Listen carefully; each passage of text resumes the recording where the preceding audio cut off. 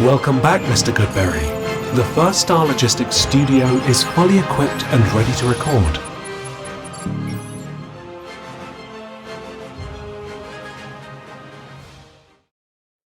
Welcome back to Bengals on the Brain, presented by First Star Logistics. I'm your host, Joe Goodberry. We are continuing our defensive tackle run of our draft prep, watching film, and getting an idea for who we'd like maybe at pick 17, maybe at pick 49. This is the last defensive tackle we're going to watch. I figured we'd look at the top 6, maybe stretch at the top 8. We'll see how the rest of the draft process goes. If we got to come back to a couple of these guys, maybe they test really well and force themselves into the conversation at either 17 or 49. But we're looking for, because the Bengals took 2 defensive tackles last year, we're looking for someone special. Can we find someone that can be that defensive tackle number 1 on this roster? And the last guy, based on the consensus rankings as we sit here beginning of February, is Tyleik Williams, defensive tackle out of Ohio State. And you guys probably know him. We've got a lot of Ohio State fans. We've got a lot of people that have watched Ohio State as they made their way through the college football playoffs and winning the championship. Tyleik Williams was one of the players that was highlighted many times. So I've got a game I've already cut up, already watched the tape. This is one of the ones where we're not going to spend a lot of time. This should be a nice half-hour show.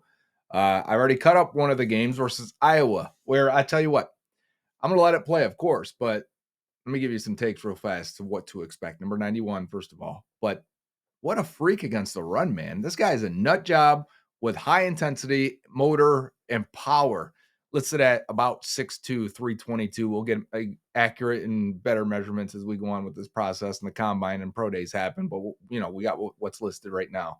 And you see that power in him. Some of the most consistent flashes against the run that you'll find when you're watching a defensive tackle at the collegiate level. So Tyleik Williams, for sure, has that in his game. Does he have the pass rush upside to be a defensive tackle number 1? Well, that's what we need to find out. But let's start with this Iowa game so you get a feel for what he does, his movement skills, his power, his intensity. 5 minutes. Let's dive in. Okay, in the orange circle there, number 91, Tyleik Williams. Like I said, this is a 5-minute video, so we should be able to roll pretty quickly. I've got a couple slowdowns that I'd like to show. Again, first one off the snap, right? That's nice to see. We like to see that from our defensive tackles. That's why I slowed it down just at the start there. It gets underneath number 70's pads for Iowa, and you're going to see that a bunch. Look at the intensity as this guy comes out of the pile. Left side here. Going to get under 70, jolt him back. Talk about stressing offensive linemen. Tyleik Williams, as much as any prospect that we've watched so far, is just manhandling the guy in front of him. And I love the intensity afterwards. So the Bengals could use a few of those guys. Honestly, if they spent 4 defensive picks this year and the 4 of them are finishing like Williams is on this play, and the 4 of them are high intensity, strong powerhouse guys, that would instantly make their defense better. They were a little soft there in 2024, and getting a guy like Tyleik Williams would fix a lot of that. Here he is sliding into the A gap at the nose. They got 2 guys here in the middle, and he's going to take the double team on and get washed down the field, about 5 yards downfield. He ends up getting into the pile, but taking on that double team there, he does get washed out a little bit. So these aren't just, if you've never seen the videos where I will have the clips ready to go, these aren't just a highlight package. These are the 20 or so notable plays from this game that are worth evaluation.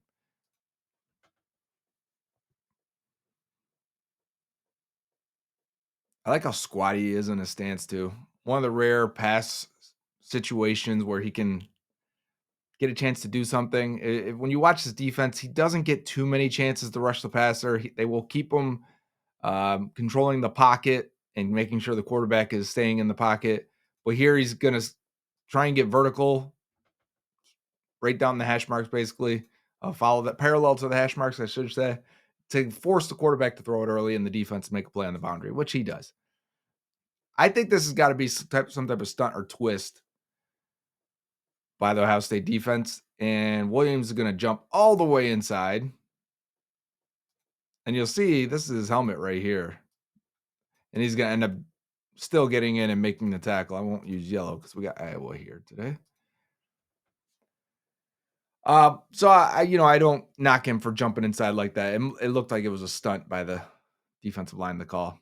Again, stack, peek, shed for defensive tackles. And he's going to let you hear about it too as he yells to the heavens. I mean, he's just holding this guy up, tosses him down, and tackles the running back at the line of scrimmage or maybe for a loss. That is a plus defense, run defense play. Again, same thing, back to back. Leverage, power, vision on the ball carrier, disengaging from your blocker, and then tackling. Back to back A+ plays in run defense by Tyleik Williams. Again, we're getting underneath these guys, controlling them, throwing them down, play action. So we've got to read the run first. Williams is going to get pressure on the quarterback.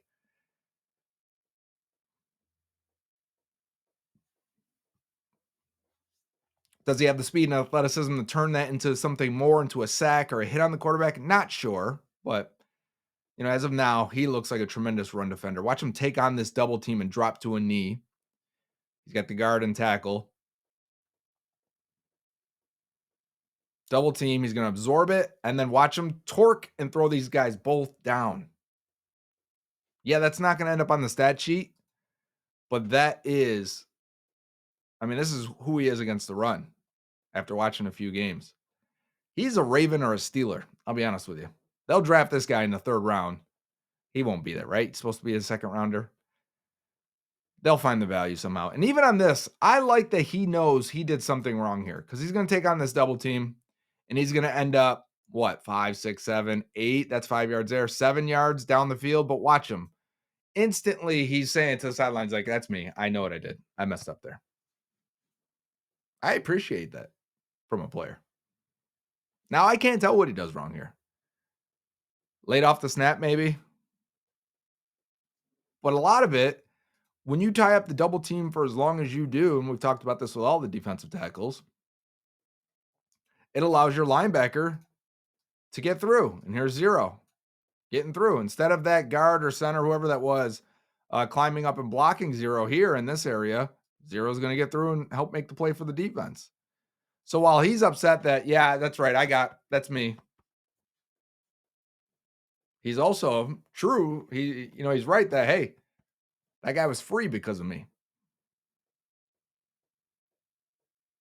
He's got a chance to rush the passer here. He gets tripped up by the tackle. I would like to see this. That double hand swipe, get that guy down a little bit better so we can turn the corner, right? That's what a pass rusher would look like if he could do it. And as he goes, and see if I can pause it at the right time, just right there. I think it was Johnny Newton we had who was winning pretty consistently between these tight areas and getting to the quarterback, not getting tripped up, getting skinny in the hole like a running back.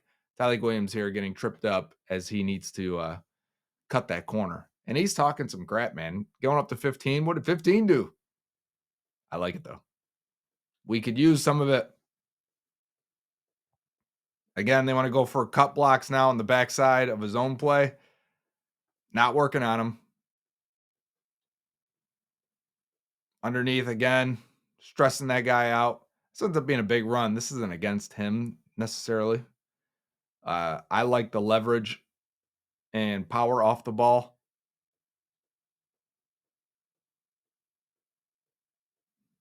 Zero just misses the open field tackle. I think this is the other one where they try to cut him. Again, when you see you keep the distance between you, I want to use orange. You keep the distance between you. You get your hands out and defend yourself. Now, as that guy tries to cut you, he's laying on the ground by himself, and you're free to go and do what you need to do. And now we're already tackling behind the line of scrimmage. That's zero. Is that zero again? I think it is. Doing his thing and getting in there. But this is a good job of keeping yourself free and clean. If the running back did want to cut back here for whatever reason, maybe the guy on the front side was winning, you're free and wide open to make a play. It's not zero, it's 9. So shout out to 9.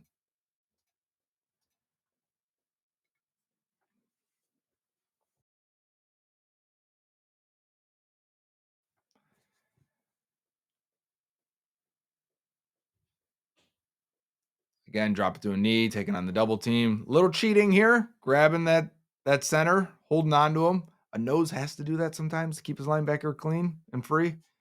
It's an RPO that they completely screw up, and Ohio State takes advantage.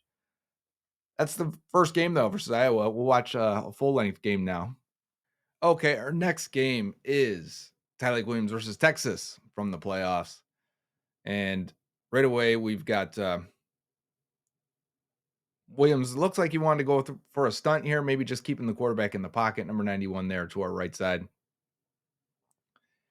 I want to see him rush the passer. That's going to be a big thing if he's worth the pick at 17. I think he's an intense, strong, physical run defender. But his pass rush numbers don't look great, other than PFF said he had 6 sacks as a freshman. So a young man, right? 17, 18 years old, getting 6 sacks. Remember, they count half sacks as full sacks, which I agree with. But other than that, it's been like 2 or 3 per year.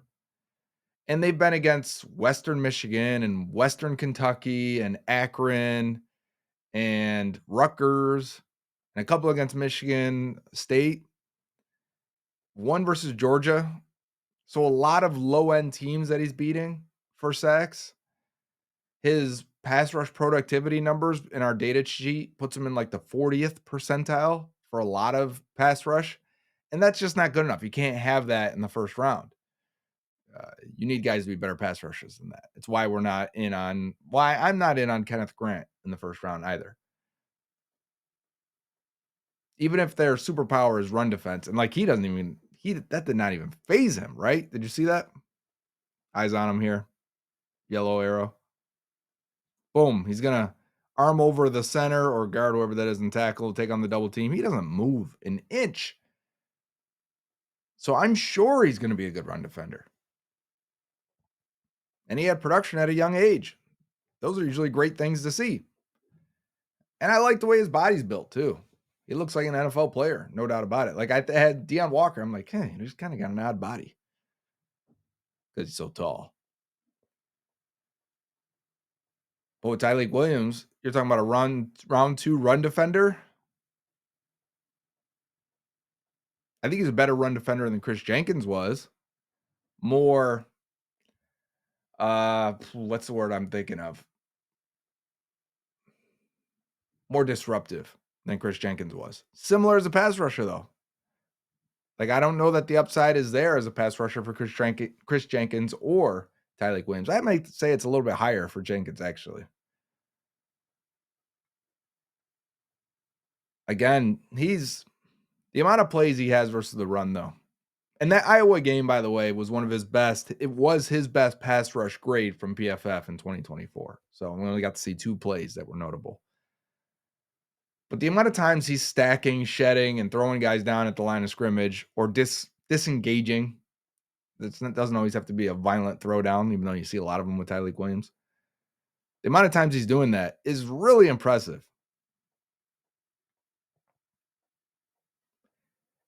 And it is a good thing. I just had this conversation with my best friend who is a Cowboys fan and is into he does this stuff too, but he doesn't make content, right? So if you're one of those guys, you may agree, but I had a conversation with him. I'm like, he said, and I agree with him,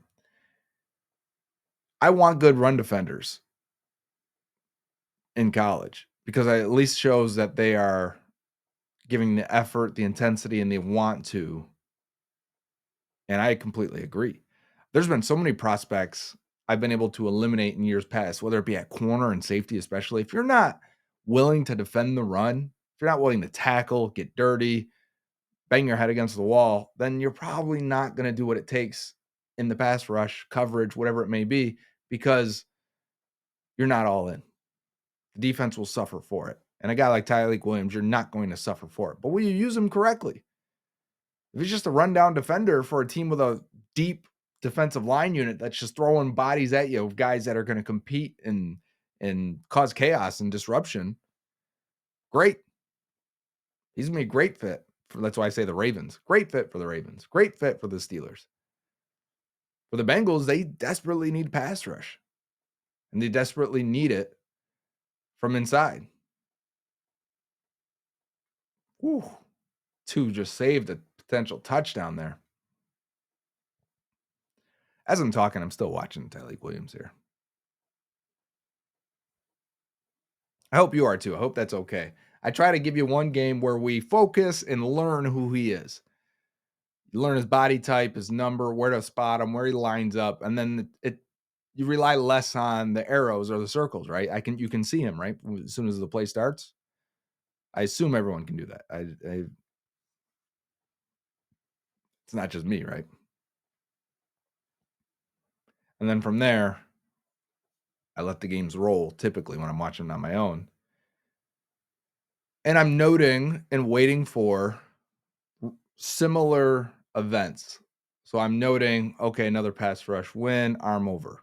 Pass rush win, leverage, speed off the ball, maybe a good get off, whatever it may be. A loss due to a double team foot slip. And the more times I start putting a check next to that, I'll start putting a mark next to it, how often these things happen. You start to build the profile. I used to write scouting reports, and I miss doing it. But you'd get to the notes at the end, and you'd say, "And he did this like 8 times in the 4 games I watched." This is a pretty common occurrence, whether it be a weakness or a strength.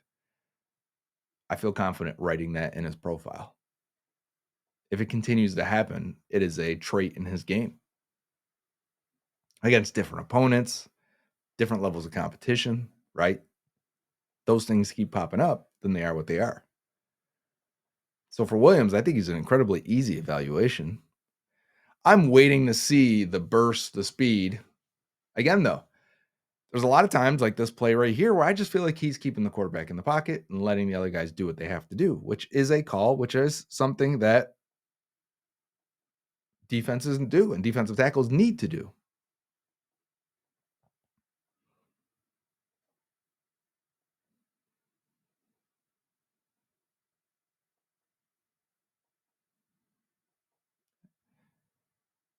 And he seems active like there, right? They're not blocking him, but yeah, he's running, staying with the play, not letting the running back just get up to full speed, fight with him a little bit.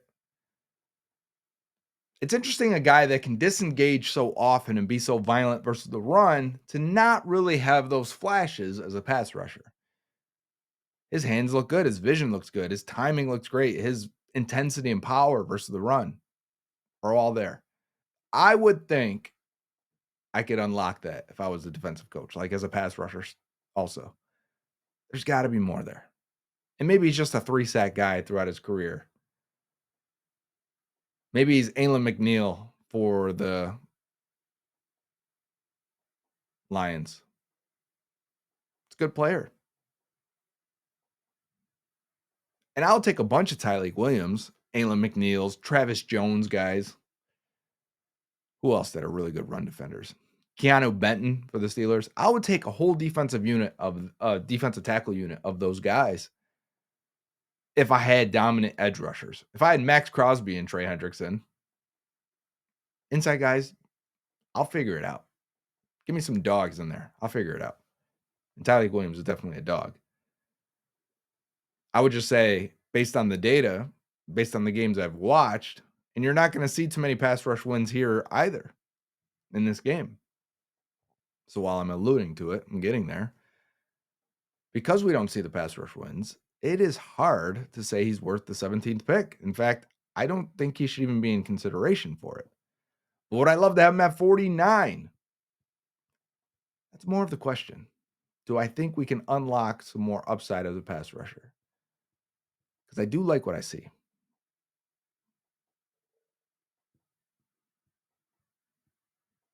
Would you be okay with a Chris Jenkins, McKinley Jackson, Tyleik Williams, and then maybe a free agent? Now, if I can get Osa Odigizua, great run defense here by 91 again. If I can get Osa Odigizua from the Cowboys or Milton Williams, well, there's my pass rush juice. There's my athleticism inside. And let these other guys do what they got to do. And these other guys will be cheap. Winning with leverage underneath that center for Texas that I really like, 65. Throws him down. Close on him. Tackle in space. Something Derek Harmon could not do. Good rep for Tyleik Williams.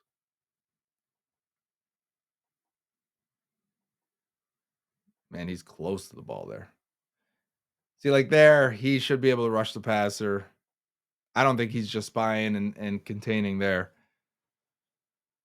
We need a win here. 91. Come on, let's get a win.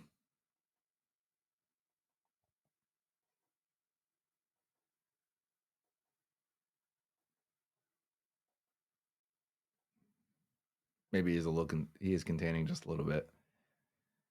But can we unleash him a little bit? Can I see a little bit of pass rush and athleticism?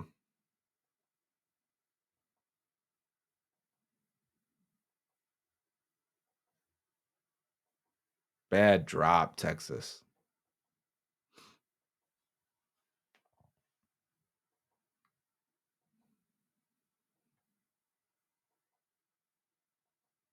Let me know if you guys are with me on this, on my thoughts. I'm not always right. In fact, I'm as right as I am wrong. If you're like, nah, give me the guy who I know is at least a good run defender. We'll figure it out. I can be convinced. Can I spend that a premium pick on that? I cannot. See, like you telling me I can't do this. Is he only winning against the run because these guys are lunging forward and that's why I can't do this as a pass rusher? So he's on the right side here, our right side, and has 54 lunges for him.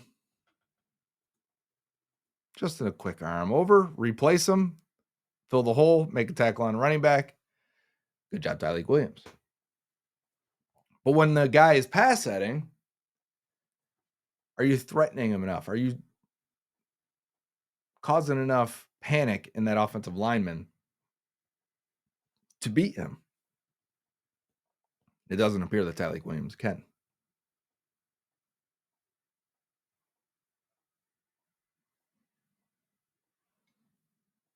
I'm going to pull up some data here while these plays are running. Even though I said 40th percentile, I want to be sure before I talk about it in depthly.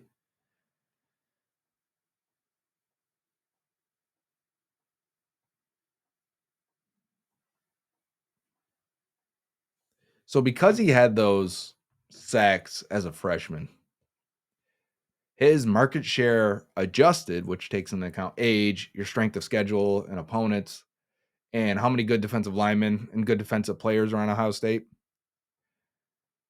Good way to flow with the ball and jump on that, by the way.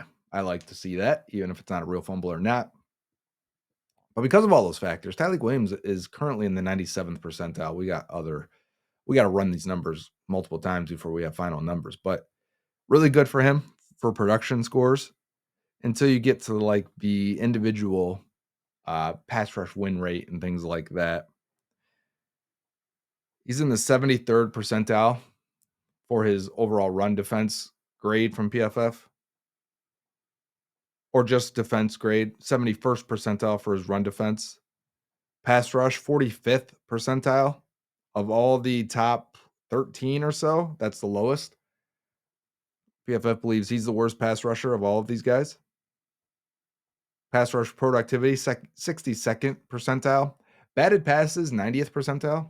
So if he's helping versus the pass, that's what it is. And you can see that because he looks like he's trying to stay in the middle and spy the quarterback a lot. But his sacks and hits and stuff, his quarterback production, 42nd percentile. Missed tackles, 53rd percentile. So even though he looks like a good tackler here, he's not. We see he's not. It's like it's not Derek Harmon is what I'm trying to say. Derek Harmon, 9th percentile, 8.8 percentile for tackling. Horrendous. I mean, I can't say it enough. I think it's hilarious. He's going for the batted ball there again. We got a touchdown, Texas. His defensive stops. So, which is key and important and something that carries over a ton, I feel like. 85th percentile, very good for him. Pass rush win rate, 76th percentile, so not bad. Better than Kenneth Grant. True pass rush grade, 50th percentile. True pass rush win rate, 57th percentile. So again, those aren't numbers of somebody you would take in the first round. And do we expect him to test like an elite athlete? We do not. So that'd be halftime for this Texas Ohio State game.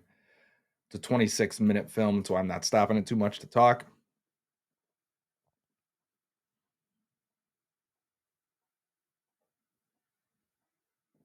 I want to know, because this is the last video for defensive tackles.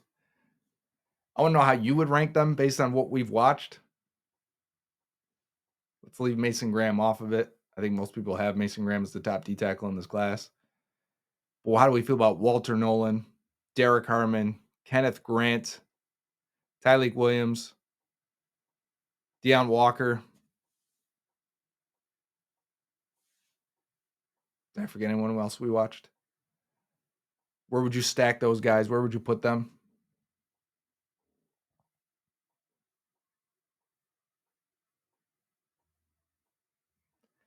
Tyleik Williams doing a good job there, even though he doesn't make the tackle. Forcing the running back to bounce it as he closes the gap up the middle. Throwing guys down again, stay with the ball. See, the amount of times he is throwing linemen down, being a pain to block, stressing them out with leverage and power and hand placement. I'm convinced he will at least be a good player. But how good?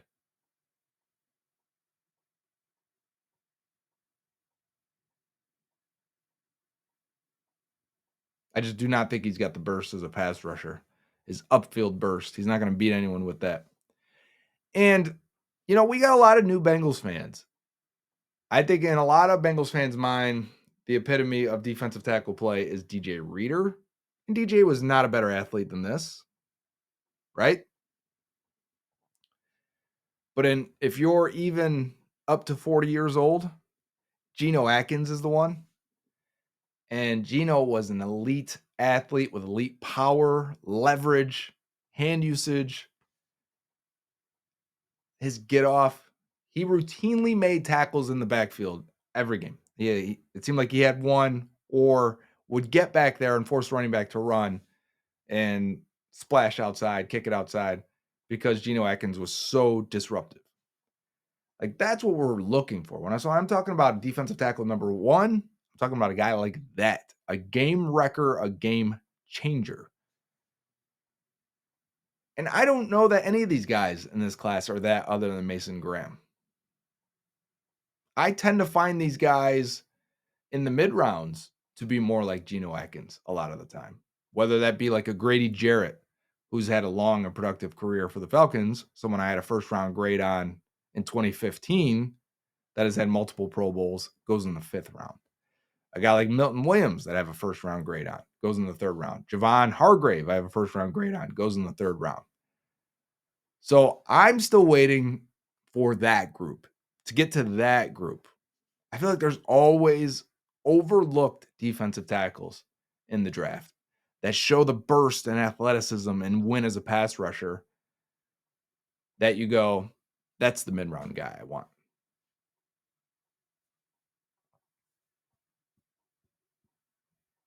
And I haven't gotten there yet. So while I did like what Derek Harmon did, the flashes and splashes, Walter Nolan, same. I didn't think they were Johnny Newton or Byron Murphy. And look, neither of those guys had tremendous rookie years. Let's see what they do with sophomore, junior years, right, in the NFL.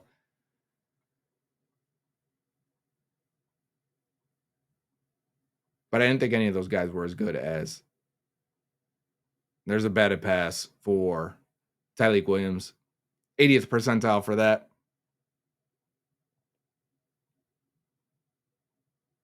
Always got to go cover the running back. He expected the running back to come over the middle. He's dropping into coverage. There's no way he can get out there. Watch him though. Watch his eyes. Watch Tyleik here as he knows he's the cover guy. We're going to send the blitz. And as he drops back, okay, or his running back. Oh geez. Oh geez. That's not his fault. That's just a defensive play call.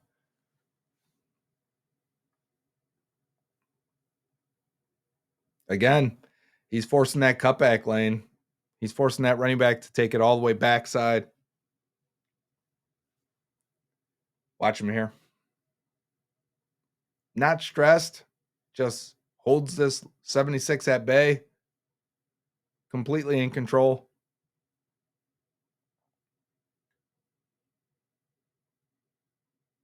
About to end the 3rd quarter here after this play.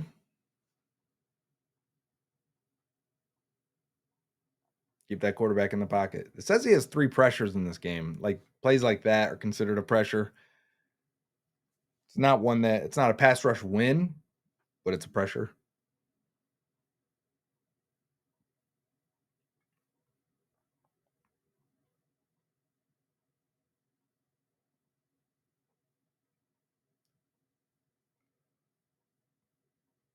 All right, start of the fourth quarter now. 3 down linemen for Ohio State. Go with the bull rush. That might be a pressure as well. Let's watch them bull rush here. 65. Majors is, I think, the center's name. I just looked him up recently after the Kenneth Grant game. That might be a pressure. A little bull rush there. Turn the guy's shoulders just enough to give you a pathway to the quarterback. Now down to 7 minutes left.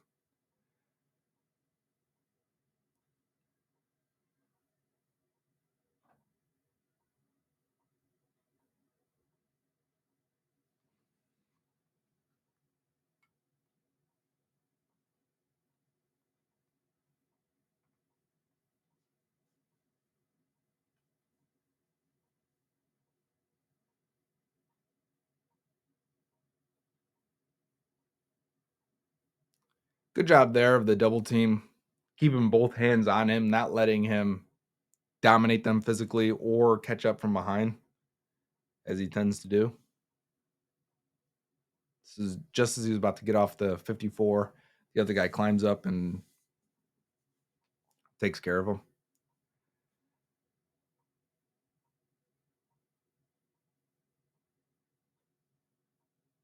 He's trying to knock down the pass again here.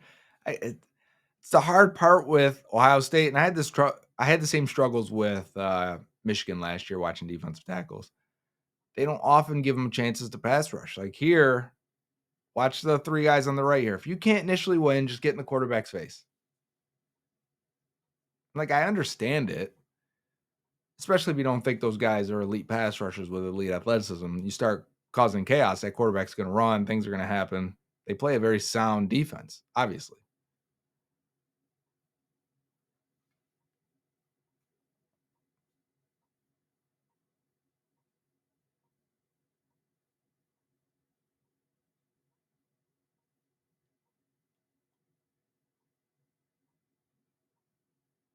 Good job there getting a hand on the running back because he's trying to leak out. So that's what I have on Tyleik Williams there. There's a ton of games available online. And if you're also in the film community, I've watched 4 of them, and they all look very similar to that Iowa game is the one I wanted to point out. Iowa, a little bit of Texas, I thought were the 2 most representative games.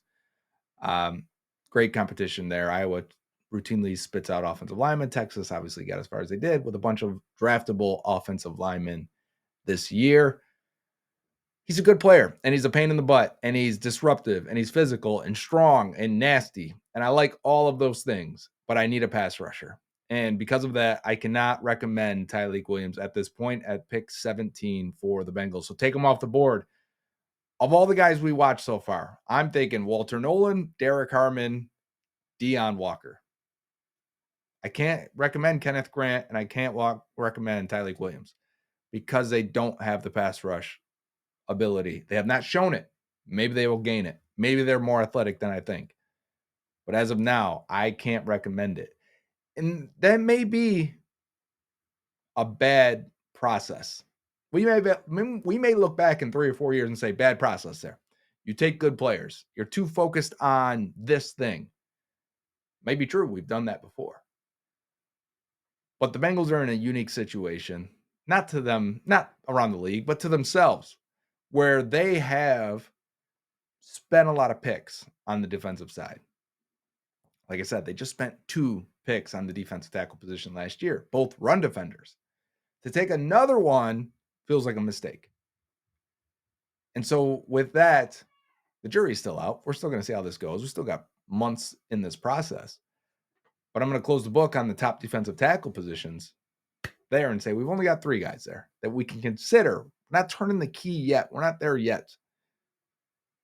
And now I move on to defensive ends and edge rushers. Find a guy opposite of Troy Hendrickson that can hunt and pass rush, because those guys so far, and we're going to get to a couple of them that can't rush the passer, but we've got some guys at the top of this draft that look like absolute stud edge rushers, and to pair them opposite of Trey Hendrickson as he gets older.